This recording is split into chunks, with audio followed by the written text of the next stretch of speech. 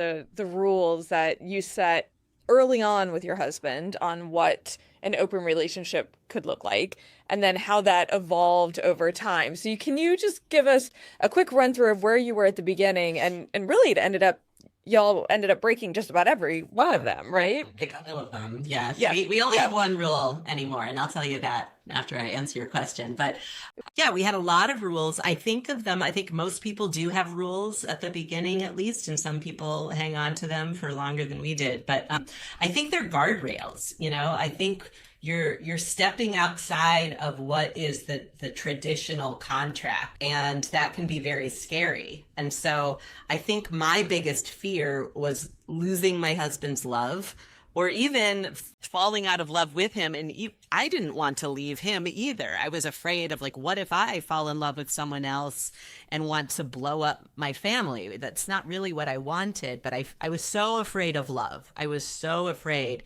that if he fell in love with someone else, if I fell in love with somebody else, that was it.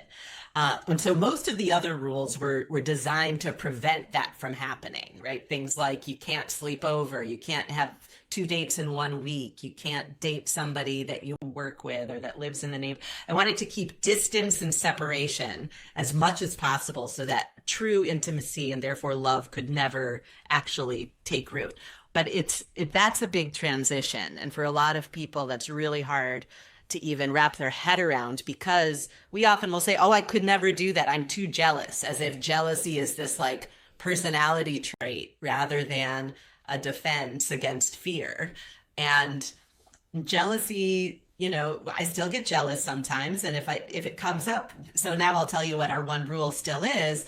We can do whatever we want, we have full freedom, but you have to help me deal with any feelings that I have that come up. Right. So he knows he's not he loves me, so he's not actively trying to hurt me either, and that's the price of admission. If I have a feeling, you have to talk to me about the feeling. You don't get to say, you shouldn't feel that way.